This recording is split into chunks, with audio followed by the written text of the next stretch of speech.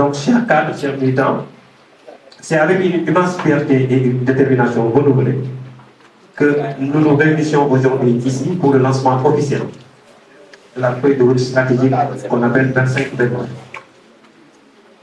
Cet événement marque un nouveau cap décisif pour le PDS.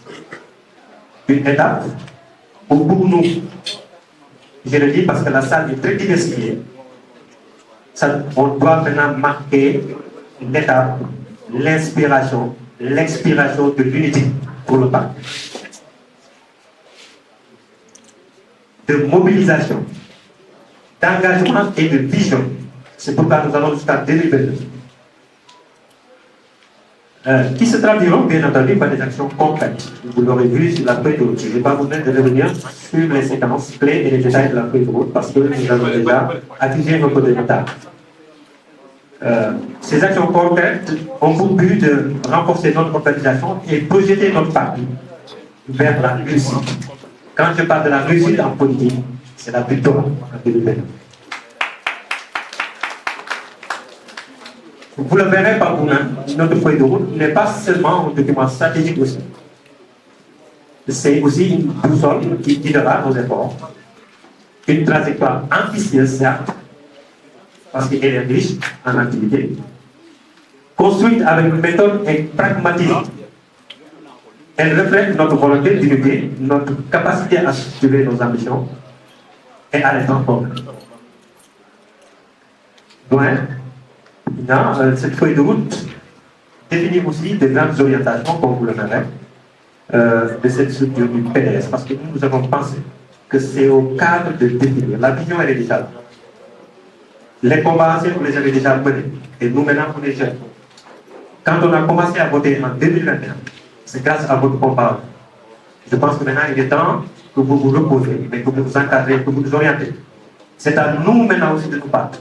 Pour tous les jeunes qui vont voter en 2019, ou les jeunes de 2000 commencent aussi à voter à. Et donc, les cadres, désormais, doivent avoir un rôle stratégique à jouer. On n'est pas cadre, on est cadre tout seul. On est cadre parce que la vision est en définie. Les stratégies pluriannuelles d'engagement, de motivation, c'est à nous, les cadres, de les définir. Les cadres ne doivent plus rester. C'est à nous de définir une bonne stratégie et d'engager l'ensemble des structures du parti. C'est le rôle que Lamine a débuté, c'est le rôle aussi que moi je dois pousser, afin que les cadres puissent définir chaque année les stratégies et embarquer les structures, qu'elles soient des femmes, qu'elles soient des jeunes. C'est au cadre de définir une stratégie globale et d'engager, comme on le dit en anglais, engager l'ensemble de nos structures et de nos militants dans cette stratégie. Et donc, elle repose sur plusieurs piliers. La feuille de route, si vous la verrez au détail.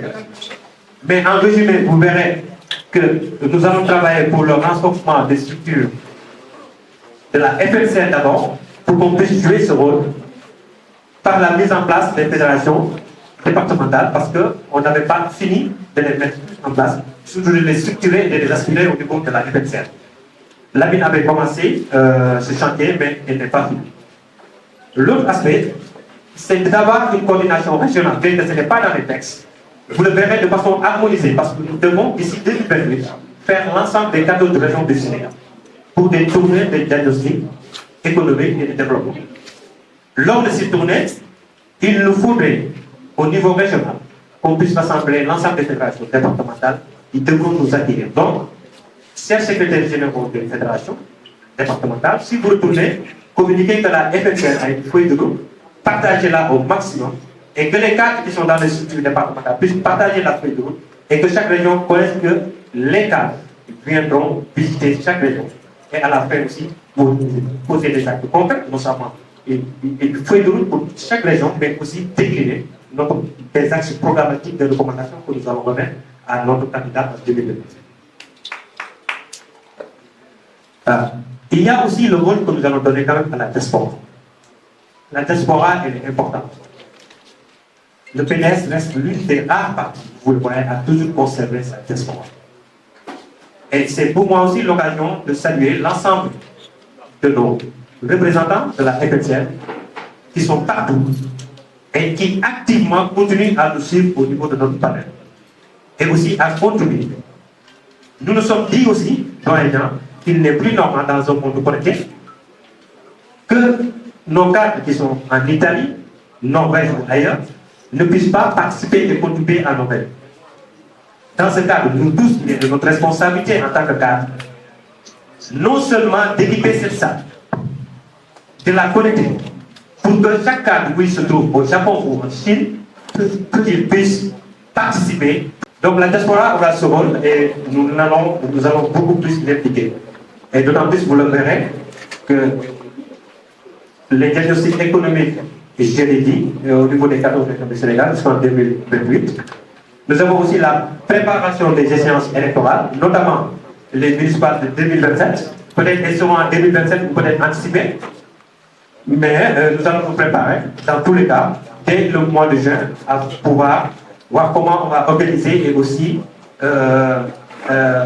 renforcer et aussi lancer le message au niveau de chaque département, au niveau aussi des régions, pour pouvoir aider à booster et aussi à structurer nos différentes fédérations qui sont au niveau des départements, en fait d'aider nos différents potentiels candidats à pouvoir se préparer. Il y a aussi les présidentielles de 2029, qui ne sont plus au celles de 2024. Parce que vous le verrez, la feuille de route d'une structure, globalement, vous connaissez le budget, date par date, mois par mois, jusqu'à la tenue de ces élections. Et avec aussi des challenges clés où notre candidat Karim Meïssa va participer. Il y a aussi la célébration du centenaire de Maître Abdoulaye Wade. En mai 2026, tenez-vous bien, Abdoulaye Wade nous a 100 ans. Je ne sais pas, est-ce que nous réalisons au fond de nous cet événement et la chose doit être depuis toujours, et je pense que vous tous vous priez. Nous souhaitons que Abdoulaye Wade puisse une dernière fois yàlla fay wér gu yaram ak par foofu. Amen. Voilà un homme qui mérite qu'on lui rende hommage.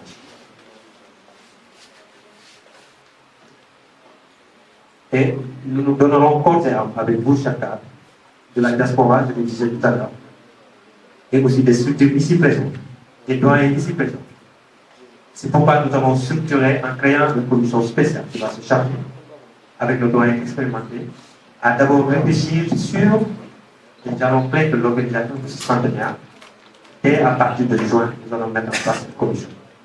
En dehors des autres commissions ad hoc, notamment celle de la réunification de la famille libérale du PDS, je l'ai dit, parce qu'il faut qu'on réunisse la famille libérale et cherche à des structures saluées. La FSL aussi va se donner cette mission de rencontrer tout le monde, de sensibiliser tout le monde et de le dire de lever au niveau de la famille. Et ça, nous nous donnerons dès les prochaines missions une commission qui sera chargée de rencontrer l'ensemble de nos frères qui, pour des raisons ou d'autres, sont peut-être partis ou ont été frustrés. Nous leur demanderons de le faire.